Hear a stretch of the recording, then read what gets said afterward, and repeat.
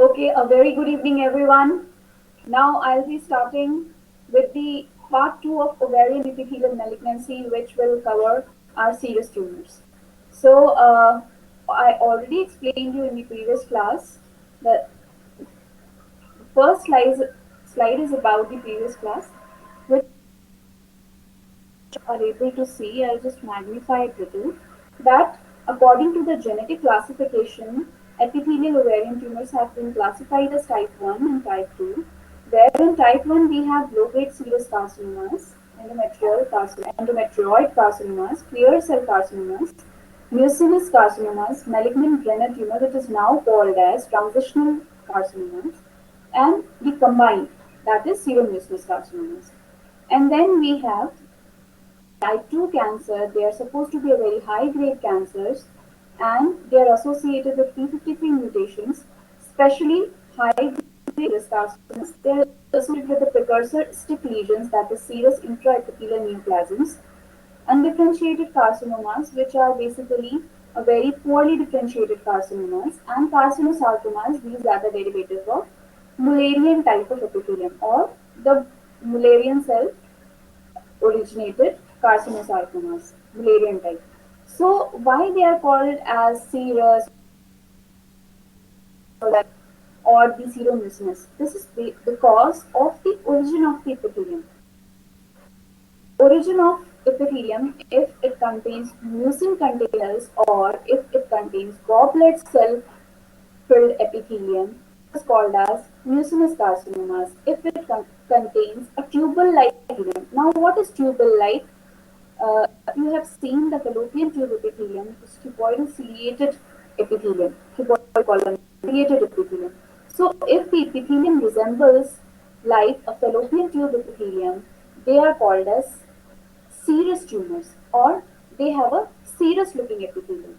So, when the tumors have both the serous type fallopian tube like epithelium, or they have the mucin rich goblet cell epithelium, that is, if they contain the mucus cells, it is called as mucinous carcinomas, and if both, they are called as seromucinous carcinomas. Okay, so that's why the high grade or the low grade serous tumors covers a very wide range of tumors. So now I'll be coming to the next slide. Just wait. Okay. So now in today's lecture we will be covering the benign serous tumors as well as the malignant serous tumors, and the criteria of diagnosis them to diagnose them. And in the last part, that is in the last lecture, that will be part 4, we'll be uh, we'll be focusing more on the IHCs, and that is the immunohistochemistry part of all these tumors together, along with the diagnostic dilemmas. So, this lecture will cover your serous carcinomas. In the next lecture, we'll cover the mucinous, clear cell, and endometrioid carcinomas, and the mixed type, that is carcinosarcomas or Mullerian type.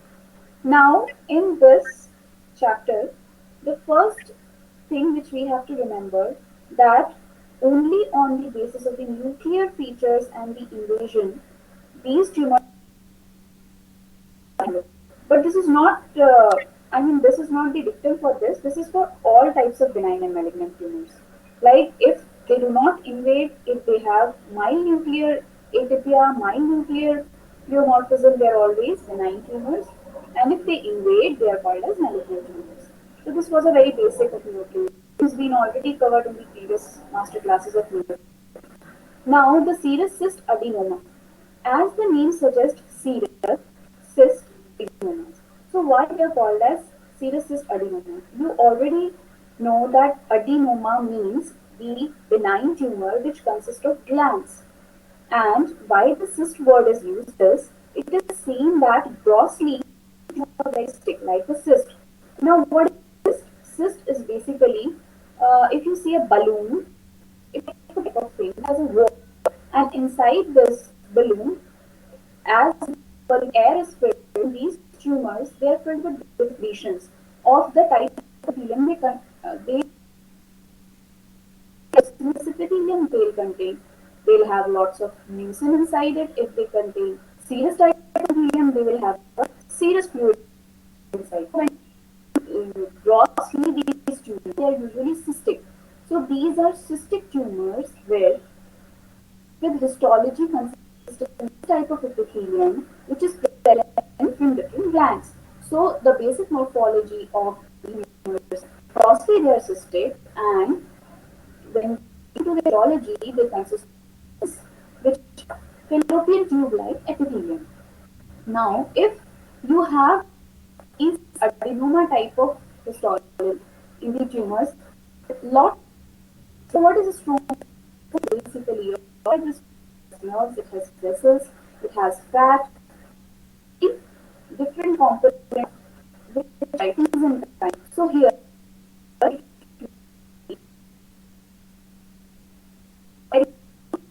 times lot of disease, a lot of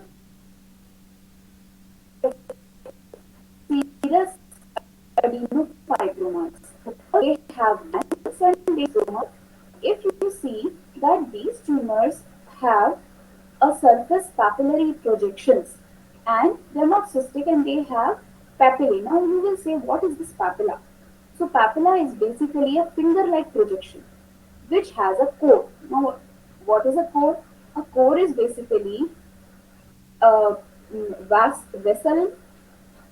You can say a stalk. Core is basically a stalk of the papilla or finger direction, which can be fibrous or which can have vessels. So the true papillae have a vascular core, whereas the false papillae or the pseudopapillae is just a stromal tissue. They do not have a vessel inside it. So when the vessel is present in the core along with the fibrous tissue, they are called as true papillae. So when the tumor presents as papillae over the surface of the ovary, called as in a and they do not show any invasion. Okay. Now coming to the definition. So these tumors are characterized by epithelial cell types. That is, they have a ileum. Because remember, from the ovary towards the uterus for implantation. If they get fertilized, if the ova get fertilized, it will be implanted. Otherwise, it will be degenerated and the menstruation will occur. So the function of fallopian tube is to drag ova from ovary to uterus. So they have cilias for that motion. So the fallopian tube epithelium has ciliated cells. So similar types of cells will be present in serous tumors, whether they are benign or they are malignant. But if they have uh, bad nuclear features, you will call them as malignant tumors. So now, if what they sometimes what happens in the ovary, we will find cortical inclusion cysts, which I already told you that during menstruation, the fallopian tubes they come in the intimate contact of the ovary, where the ovarian epithelium breaches. I mean, there will be discontinuity in the ovarian epithelium so that the ova goes out and it will be picked up by the fallopian tube and then transferred to the uterus. Okay, so this is the function of ovulation. So what happened during that period when the ovulation occurs, the epithelium breaks off, and that is the time when the inclusions or the inclusion cysts are formed inside the ovaries. So if these inclusion cysts which have same type of epithelial cells, that is your fallopian tube type of epithelial cells, but they are very small. That is, if they are less than 1 centimeter, we do not consider them. We just call them as cortical inclusion cysts. But if they are more than that, more than 1 centimeter, they are 5 centimeters, 6 centimeters, and they are large, have the serous type of epithelium, they are termed as serous cyst adenomas. So the cystic tumors, they can range from 1 centimeter to more than 30 centimeter. Even the tumors which are so huge that they are more than 30 centimeters also, they are called as benign cystadenomas because they have a smooth outer contours and they have a thin walled cyst which is filled with clear fluid. So the type of fluid also help us in identifying whether the tumor is benign or malignant, as well as the type of wall. Usually the benign tumors have a smooth wall, whereas a malignant tumor will have lots of papillae inside it and the irregular bosselated shape. So they usually the benign tumors have a smooth outer contours, they have a smooth wall, they have thin walled cyst and clear watery fluid. Okay. So and the cystadenofibroma, they have a variable amount of fibrotic tissue also. So sometimes what you see in the solid cystic areas, along with sometimes you may find the exophytic papillae also. These are papillae, but they are not very hard. They are not fibrous. So they can be a surface papillomas, but they may mimic a malignancy. So until unless we see it as malignant, just the person identifying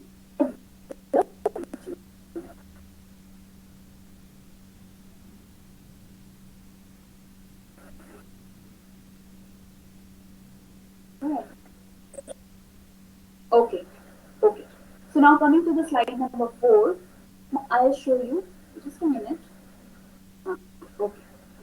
So see how the histologically these benign tumor look. Can you see that these basically wide papillae? Okay, you can see the projection. So these projections, if you see, they have a very thin layer stratification means. Stratification is multi-layer of the epithelium. So here you see that these are the broad papillae with a single epithelium. You can see that there are papillae. So it is projecting out. Or you can see that there is something which is additional to the normal ovarian stroma and epithelium. So these are basically serous cystadenomas, which consist of broad papillae with a thin line or singly lined cuboidal to columnar ciliated epithelium. And when grossly, if you see these tumors, I'll show you later. See, they have a broad fibrous papillae which are lined by a single layer of tubal epithelium, which I'll use the gross pictures also. Let me finish the benign borderline tumors. So I showed you the benign tumors which are called as serous cystadenomas, so serous cystadenomas or surface papillomas. So in between tumors, they have nuclear features that are not so benign as your totally benign tumors, and they are also not so bad like your malignant serous tumors. So they are kept under the categories of serous borderline tumors. Now, what they are called as, the WHO has termed them as atypical proliferative serous tumors. So these atypical proliferative, so as the name suggests, atypical means they contain atypical cells. Proliferative means their proliferation or the papillae, that is the multiplication of the papillae or the hierarchy of the papillae is complex. So these tumors are not totally benign looking and these tumors are not totally malignant. So they have been kept under this in between category of borderline tumors. So they have surface epithelial proliferation along with cytological atypia. Now I'll come to what we called as cytological atypia.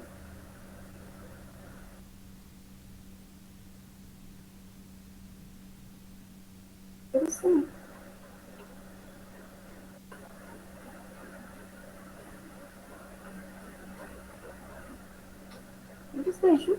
Okay. What about the sixth slide?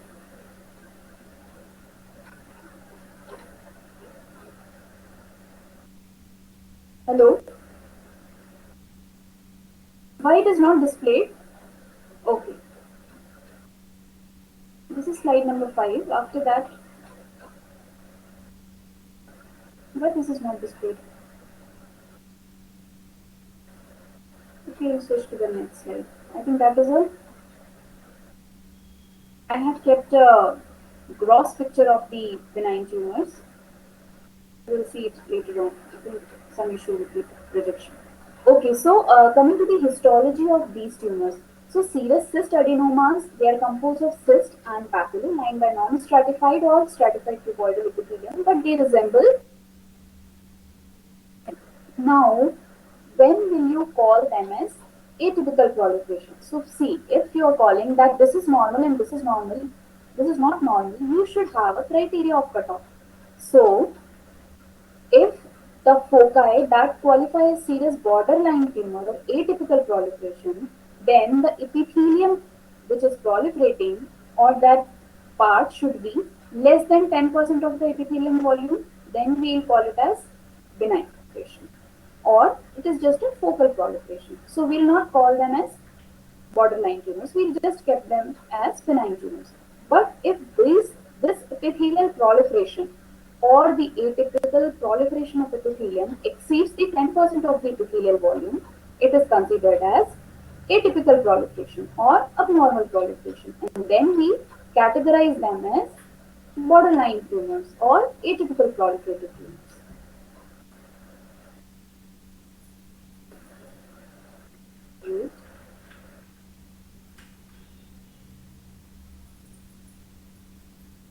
Okay. Okay. Now I think you can see the pic. Uh, all of you, please magnify your screen so that you can see the histological pictures properly. Okay, so here you can see, this is a serous cyst adenofibroma. Now, why we are calling it as fibroma? Because you can see a lot of stroma also here. Along with this epithelial proliferation, you can see enough amount of stroma, or you can see 1:1 ratio. So it is just the epithelium which is proliferating, but also the stroma which is proliferating. So we are calling as serous cyst adenofibroma. You can see these branching papillae. Okay, you can see. So if you see here, this is a bigger view. You can see that here, see this is a single layered or less of multilayering, but here you can see the epithelium is proliferating. Here you can see broad papillae. This proliferation is less than 10% of whole of the neoplasm, then you will call it as serous cyst adenofibroma according to the composition proliferation. If you see these proliferation more than 10%, then you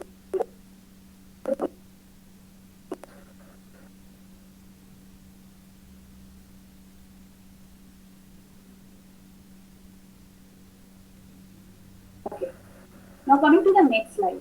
See, you can see here, I'm showing you more and more pictures because pictures have a very good memory. So you can see here, this is a cuboidal and columnar type of epithelium. You can see somewhere it is cuboidal, somewhere it is columnar, but it is a serous. You can see a small cilia here. So it is a tubal type of epithelium or fallopian tube like of epithelium, and small papillae are forming here. Now, when you see this, you can see a single layer of serous epithelium, which is characterized by it is secretory and intercalated cells.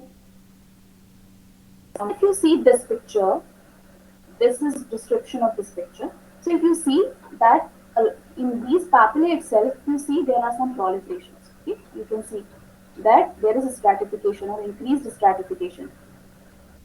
Here also you can see. But this whole of the stratification or the multilayering or the proliferation is less than 10%. So we'll call them as serous cyst adenomas.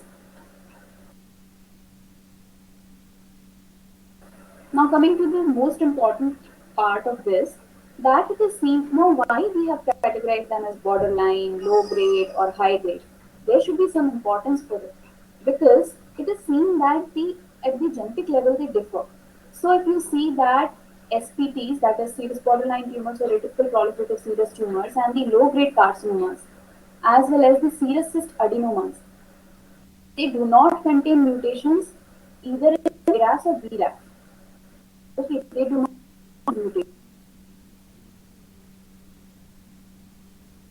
They can be clonal, but they are clonal. They do not harbor these mutations other types. I've shown you the first slide. Now, some prognostic and predictive factors which are important here.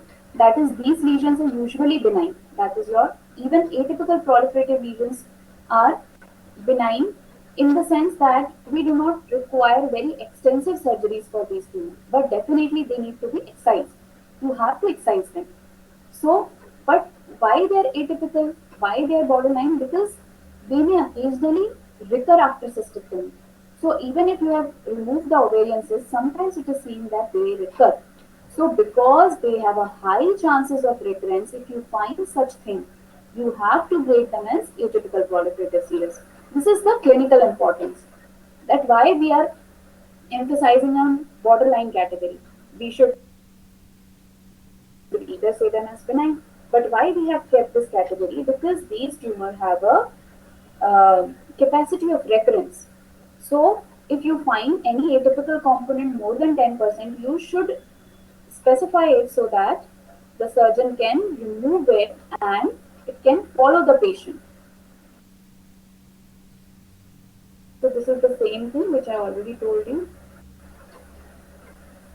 Now coming to the macroscopy, also I have explained you nicely. I don't think you have any problem with that. But see here, you can emphasize on the thing that the patient usually presents with velvety papillary tumor. Okay, velvety papillary tumor involves at least the part of cyst lining, and sometimes it is seen that these tumors are usually bilateral. So it is seen that among the all of the serous tumors, it is seen that these tumors are associated with bilaterality. That is mostly both the ovaries are affected.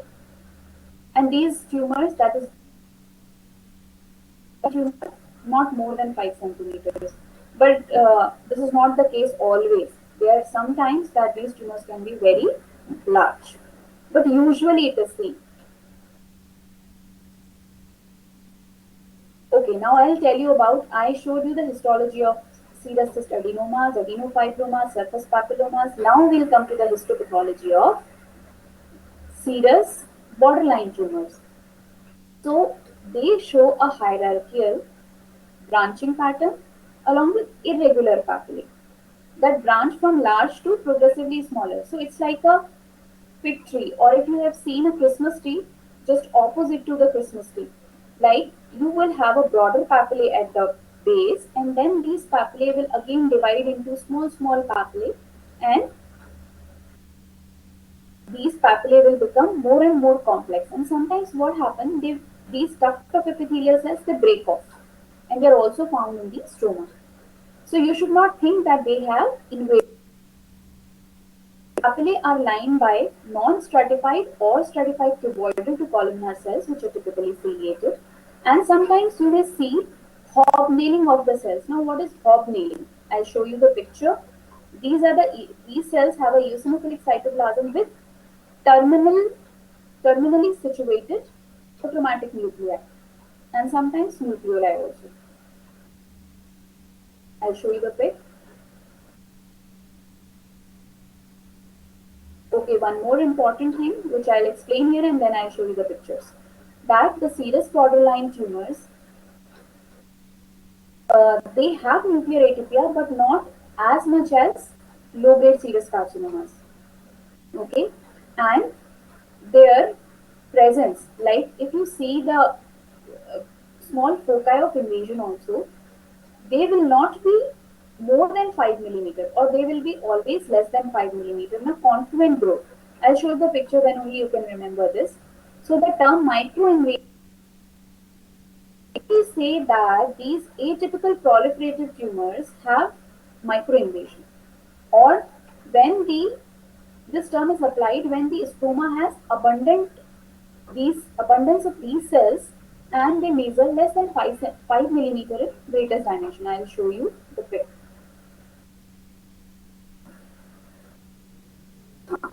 Now you see, now you can see the atypical proliferative tumor.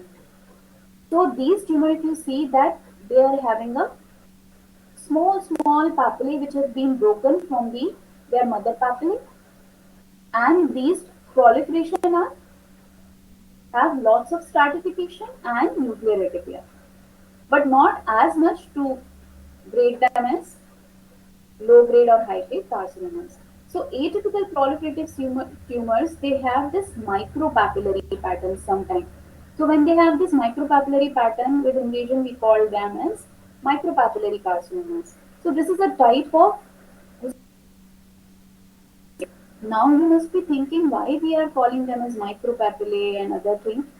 Like why we need to call them as micropapillae. Initially, also the normal serous tumors are also having papillae, but it is seen that the prognosis of the tumors with these micropapillae is bad.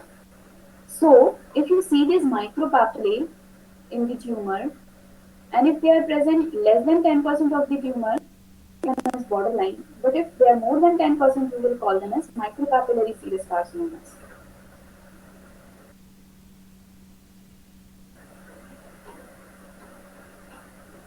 Okay. Now I'll tell you that atypical borderline tumors or the serous tumors with microinvasion. So now I was talking about the microinvasion. See, you can see that these are the papillae which are lined by your atypical cells, serous cells, and you can see a small foci here in the stroma, and some few cells here also, and here also. The origin of these papillae, you can see few cells here. So if this type of foci, they are less than 5%, you can call them as just atypical proliferative serous tumors. But if this type of invasion and the foci of such small single cells or cluster of cells in the stroma more than 5, but not so much that we directly call them as invasive, and you are just finding near the papillae such type of cells, you call them as microinvasion. But this focus should be more than 5 millimeters, then only you will call them as microinvasive carcinomas. Now, how do you identify these cells? So these are basically eosinophilic type of cells. So if you can see here, see this is a hobnail cell. You can see a cell with an abundant eosinophilic cytoplasm and nuclei at the pole. So the usual type of microinvasion is of eosinophilic type. That is, you will see a very eosinophilic cell or in group near the base of the papillae. And if this foci is more than 5 millimeter, then you call them as microinvasion. If less than 5, you can just call them as borderline serous tumor with no invasion. So this is a cutoff value.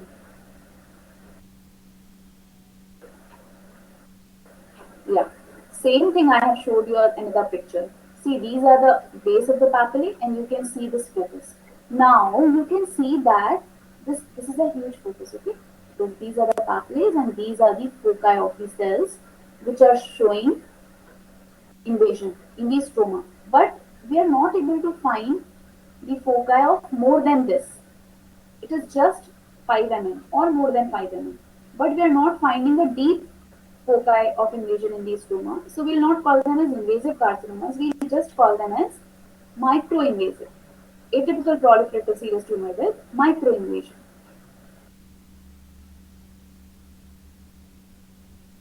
So here also what are atypical proliferative tumors or borderline tumors, you can see complex branching papillae here, only in this area, and the rest of the papillae are benign looking.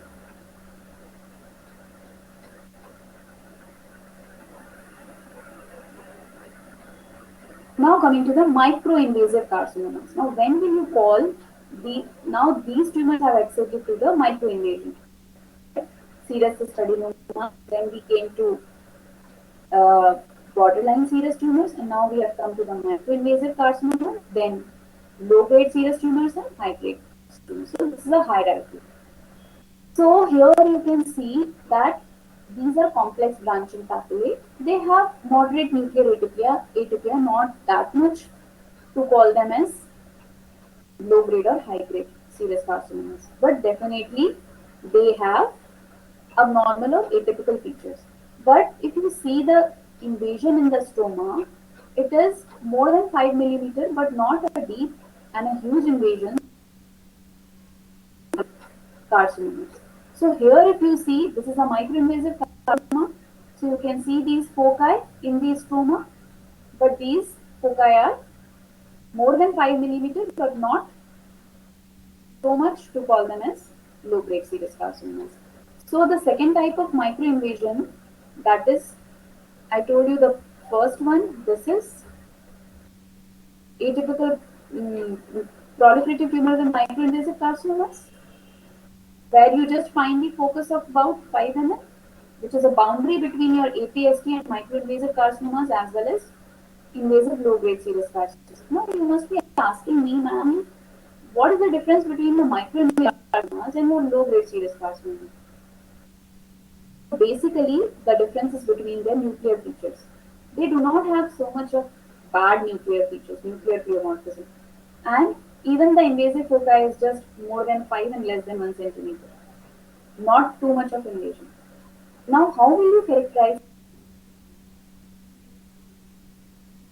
small nest of cells or micropapillae, often surrounded by a clear space? Okay, so you can find these foci of invasion clear space. You can see a white line here because whenever the tumor cells they invade into your stroma, you have seen that the immune cells will come and they will try to knock out these cells. For that, or to they will try to prevent their spread. So what they do, they will form a fibrous covering, or there will be a fibroblastic proliferation, there will be a lymphocytic infiltration. So there will be a reaction to those tumor cells. So the body will try to eliminate it or try to contain it into that particular boundaries. So that is called as a desmoplastic response or the stromal response. So whenever we see this type of response, we should think that there is a foci of invasion.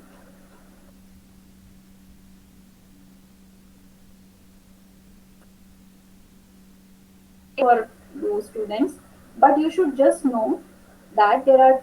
This is very important for postgraduates that there are two types of implants in the peritoneum. You all know the staging of ovary or the ovarian cancers. So the ovarian cancers, they have a very huge peritoneal spread. They spread through the peritoneum. So sometimes they directly, because they are the ovaries are lying open in the space and they're quite close to the peritoneal linings, they sometimes just seed. So when these tumors which are present on the surface of the ovary, they can get implanted on the peritoneum, not through the lymphovascular route, but through the direct seeding. Okay, so this is also one of the route of metastasis. So what we have to see whether this tumor has metastasized through your lymphovascular route or it has not metastasized, it is just a seeding of the tumor cells through the peritoneum because of their fused site. Okay, so the peritoneal lesions which are associated with SBTs, borderline tumors or APSTs, they are classified as non-invasive implants or invasive implants. Okay, so what are invasive implants and what are non-invasive? So basically, non-invasive implants are of epithelial type where you just see the clusters of reactive appearing cells in the peritoneum. And sometimes you see there is a stromal reaction towards these cells, they are called as desmoplastic type. So there are two types of non-invasive implant. Desmoplastic type. I'll show you the pics, then only you can remember. See, you can see the peritoneal structures on the surface of peritoneum along with the clefts of peritoneum. These are the clefts of peritoneum. Now, these are the tumor cells. You can see the fat thing is your whole peritoneum, and the this is basically calcification because the papillae fuse and after they die or they get degenerated, there will be deposition of calcium or your dystrophic calcification. So your dystrophic calcification occurs in the degenerated papillae. That's why in most of the papillary tumors you find calcification or the seminoma bodies. These calcification forms sometimes a concentric laminated structures which are called as seminoma bodies. So seminoma bodies are also one of the features of papillary serous tumors. So here you can see the calcification. So these are the tumor foci, but they are not inside the peritoneum. They are just lying on the surface of peritoneum. So these are your seeding implants, or these are your epithelial implants. When sometimes they touch your peritoneum, and when they touch the peritoneum, there will be a desmoplastic reaction. Okay, it is a reaction by immune cells towards the tumor cells. So whenever these cells or the mild to moderately atypical epithelium with no or little mitotic activity is surrounded by a reactive type of stroma, then we call them as desmoplastic implants. Okay, you get a picture. You can see the perineum, and there is lots of fibrosis here, lots of fibrous tissue here. So this type of implants, if you, and when we go to the, this is a low part view. When we go to the high part view, see, you can see the same type of eosinophilic epithelial cells which are seen in the tumor. They are also present in the peritoneum, but you can see the fibrosis here. So this is a type of desmoplastic reaction. You can see small lymphocytes here, plasma cells here, and lots of fibroblasts. So this is a reaction of the immune system towards your tumor cells. Near the implants, this is called as desmoplastic implants. Now coming to the infiltrator. So how will you, why this is important? Because if the peritoneum has just seedings, we do not consider it as a higher stage tumor. But when the peritoneum has infiltration by these tumors, see, when there is a peritoneal actual spread of tumors and not just the seeding, not just by the seeding of the tumor because of its size and the proximity to the peritoneum, this is very dangerous and a higher grade tumor, and it upgrades the stage. So this is a very important time when we have to look for the type of implant. So if you see these haphazard type of infiltration, and it's a, if you can see that there is not much reaction towards it, and they are not limited, they are going deep and they are a widespread.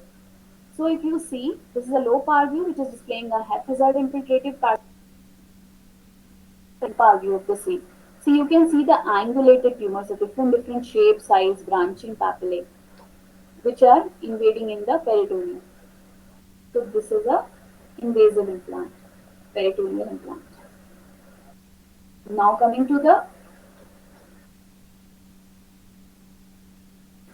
another picture of the same type, which is showing, see, you can see the complexity of invasive implants. Whereas your epithelial and desmoplastic implants were very eosinophilic cells with a small clusters, not going deep and not like a web-like pattern. So if you see a complex confluent pattern of invasion, they are called as invasive implant. Okay, so this is a picture of a low-grade or micropapillary serous carcinomas. So here you can see the carcinomas, not the benign tumors or not the borderline tumors, but the carcinomas, they have, because they have invaded, there are lots of capsular deposits. You can see the solid papillae, grayish white papillae here, grayish white to grey brown papillae over the surface of the epithelium, and they will be solid cystic. They will be filled with the fluid they are containing, the serous clear fluid, as well as they will have a solid area. And they will have a papillary excrescences on the surface as well as inside the ovary or in the internal. See, you can see here that the serous cancers have a papillary projections. That's why they are called as surface epithelial tumors. And then you can also see the invasion into the stroma and with the internal papillae, internal complex papillae. So both excrescences are outside as well as the inside.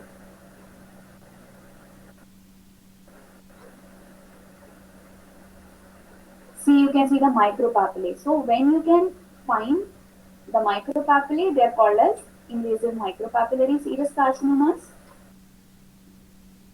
The criteria of micropapillae, these small papillary projections, if you if you take their height and width, they are similar. Okay. Usually, if you see the papillae, the height will be more than their breadth. But here you can see the height and the breadth, they are equal. So they are termed as micropapillae. Here you can see small, small micropapillae in the in the peritoneum. Sorry, this is not the peritoneum, this is the ovarian stoma in the ovary. So you can see the micropapillae formation and not the huge surface papillae, so you call them as micropapillary serous carcinomas. They have a bad prognosis and that's why this entity has come. Okay, now coming to the invasive micropapillary serous carcinomas. This is another picture. I have put lots of pictures so that you will have a pictorial memory. See, this is a broad papillae, but as you go at the base of this tumor, they have lots of small, small papillae, and you can see the calcification. This calcification only forms your sign of carcinoma bodies here. And this haphazard infiltrative pattern in the peritoneum. So see, here you can see the ovarian stroma. So this is the picture of the micropapillae formation in the ovary. That is the origin of the tumor. And if you see a fat here, this is a micropapillary implant in the peritoneum. So now coming to the last of the session, the development of the different tumors. So we have a serous cystadenoma. Then see, from here you have this KRAS and BRAF mutations in this inclusion cyst leading to serous cystadenomas. Then they have a complex branching and a little of atypia. They form the borderline tumors, atypical proliferative serous tumors, or your mucinous proliferative serous tumors. I'll be taking in the next session. Then there will be development of the borderline tumors, and when there is not a small foci, if there is a small foci, they are called as microinvasive. There is a large foci of invasion, then we call them as low grade. And if nuclear features are very high grade, lots of petechiae, lots of mitosis, I'll tell you the cutoff, then we call them as high grade carcinomas. So development from cystadenomas to atypical proliferative or borderline tumors, and then low grade tumors. So if you see the mutations here, changes.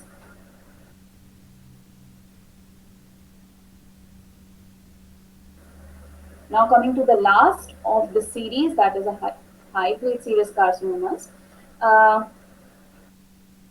Okay, so wait a minute, I'll just magnify the slide.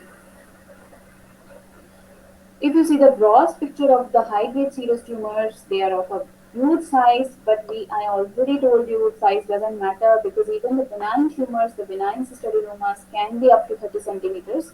But usually the high grade serous carcinomas have a large size, and they have lots of cystic areas, and then they will have lots of papillae on the surface as well as in the internal wall, which will be filling the cavity, and they are usually sterile. Both the cystic and the solid, but they have a complex architecture that will be multiloculated. They'll be filled with the serous tumors. If there are secondary changes inside that, they will have a hemorrhage. So because of the secondary changes, the fluid can turn into bloody fluid also. Or sometimes there's lots of necrosis inside, and you may find the turbid fluid. And externally, if you see, they will be bossylated, they will have lots of papillae, there will be a capsular breach, that is, the capsule will not be smooth as in benign cystadenomas. There will be no surface papillae, but here you can find many surface papillae and a complex architecture. Now coming to this, now you see the nuclear atypia, the branching, the hierarchical branching is increased, the stratification. Most important thing is they have a very high mitotic index. They are highly proliferating tumors with a normal mitotic figure. One more thing I want to emphasize, that mitosis is not a feature of malignancy. Atypical mitosis is a feature of malignancy. So anything which is growing, even your normal GI epithelium will have a high mitotic index. It will have a high proliferative index, because that is because the turnover of that epithelium is very high, because we every day we acquire new types of cells, lots of enzymes and everything. So the mitosis of that epithelium will be high, but It doesn't say that it is malignant. If you find abnormal mitosis, that if you find a tripolar mitosis, multipolar mitosis, which is atypical mitosis, then only you will call them as abnormal mitotic figure or a high mitotic index, which is suspicious of malignancy. And just simply using the term mitosis, you should say atypical mitosis whenever you are talking in terms of any malignant tumor. So you can see the low power view, that is a very complex branching of these papillae you can see here. And one most important thing, even if we are not able to find any invasion in these inside the stroma, but because of high complexity of the architecture as well as the nuclear features, still we will call them as high-grade serous carcinomas. So even if you find a very bad nuclear features in a tumor with complex branching and all these things, even if you are not able to find any foci of invasion, because I feel like these tumors are very huge tumors and we require an extensive sampling of these tumors. So sometimes if you even don't find the invasion, but you are finding all the features in favor of um, high grade tumor, you should call it as a high grade serous carcinoma. You can see here lots of inflammatory cells inside the papillae with a bad looking nuclear features. See, I can show you here. You can multinucleated cells here, the bizarre nuclei. You see the proliferation, very hyperchromatic cells, the tufting of papillae. So all these features indicate that it is a high grade tumor. So to classify them as low grade or high grade, we have used the term that if the nuclear, when will you call them as mild to moderate nuclear atypia and you will call them as low grade serous carcinomas? When the pleomorphism or the nuclear atypia is more than 3 to 1 nuclear size and shape. So if you find the 3 times the normal epithelial cells, if you see the nuclear atypia is more than 3 times, that is the NC ratio is very high, ratio, and with a very high mitotic count, that is more than 12 per 10 HPF, you will call them as high grade tumors. If it is less than 12 atypical mitosis per 10 HPF, you will call them as low grade tumors. So it is seen that usually low grade carcinomas or low grade serous tumors have mitosis of less than 5 per 10 HPF. High grade serous tumors will have mitosis more than 12 per 10 high power feet. So I think this is enough for the today's lecture, and I'll proceed to the MCQ part and then we'll have a discussion.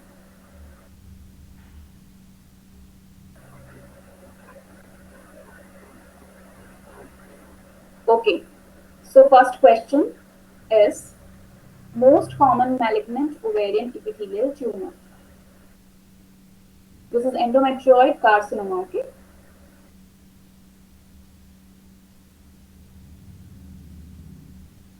Hope all of you have not slept. And please share your feedbacks at the end of the session so that I can improvise myself.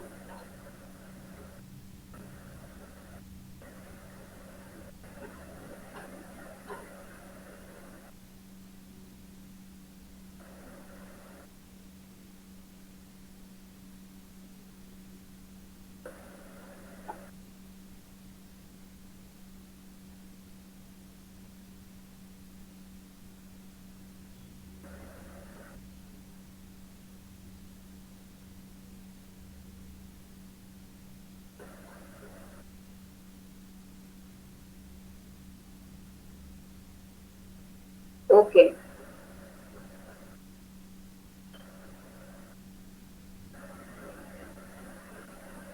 Okay, next question.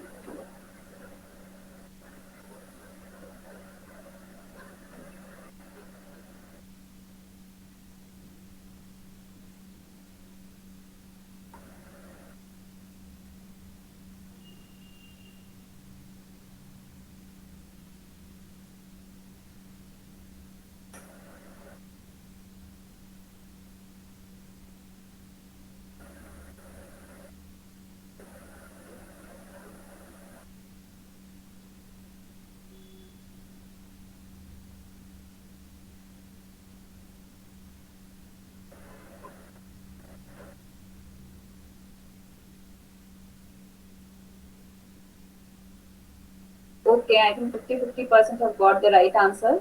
I'll explain the questions in the last. Next,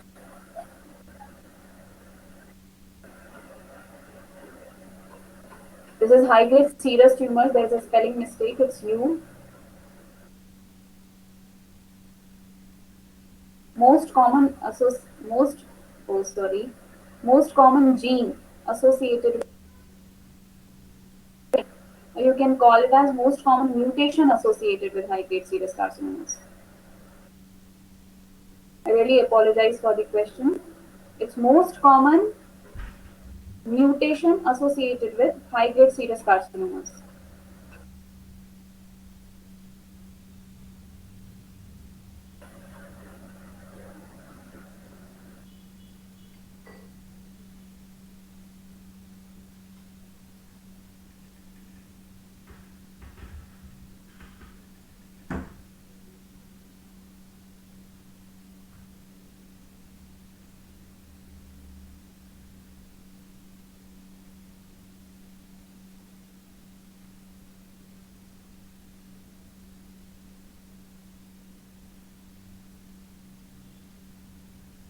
Mm, none of the person has got a correct answer. I took a whole long lecture last time on the mutations and the genetic part of the tumors. It's P53 mutation, high grade serous carcinomas. Next question.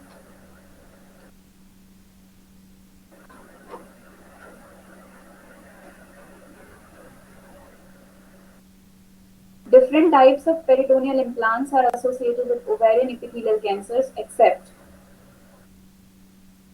desmoplastic implants, non-invasive epithelial implants, invasive epithelial implants, and semomatous implants. I think you are sleepy. Most of the people are giving wrong answers.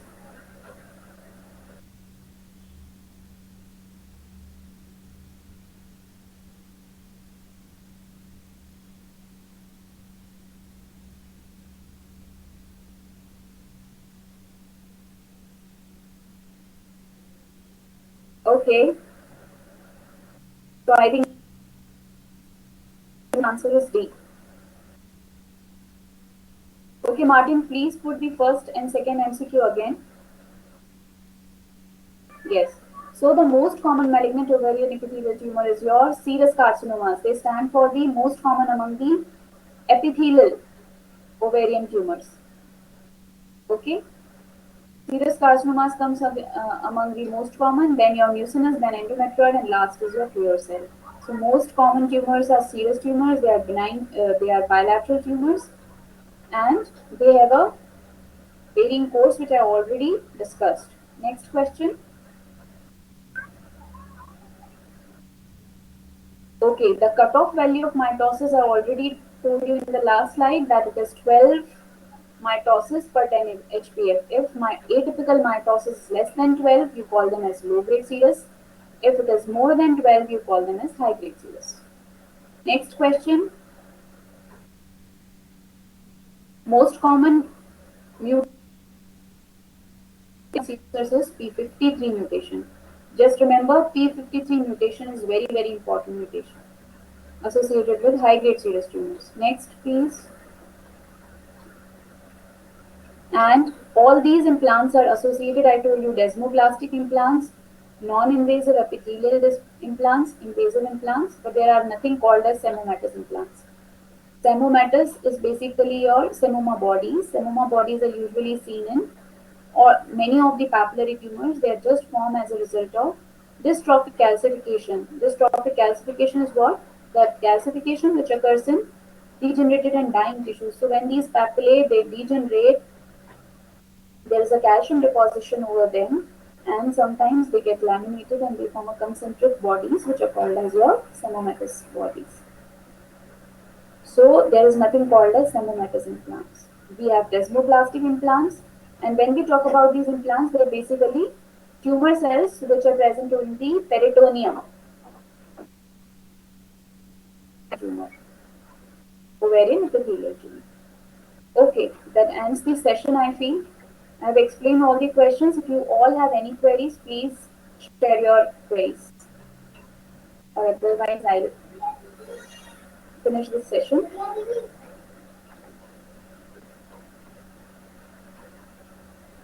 Hello? Yes, ma'am. Yes, ma'am. Okay, please share your feedbacks and thank you for the session. Next class will be on the other ovarian tumors, the rest of the ovarian tumors, that is mucinous, clear cell, and endometriosis. In short, this is the difficult and the most complex tumor which has lots of entities, lots of cutoff values. So I have taken it in the beginning, and I hope you enjoyed the session. Keep on sharing your feedbacks, and thank you for listening.